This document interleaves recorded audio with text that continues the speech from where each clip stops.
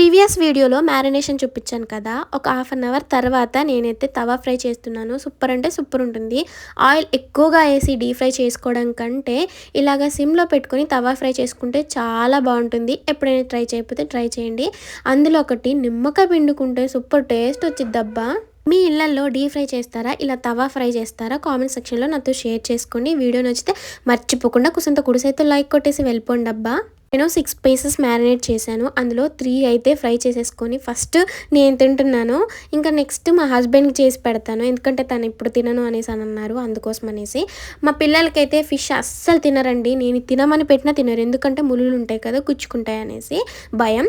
So ఇంక ఇప్పుడైతే నేను తింటున్నాను. కొంచెం లెమన్ పిండుకొని ఒక ఆనియన్ వేసుకొని తింటూ ఉంటే సూపర్ అంటే సూపర్ ఉంది.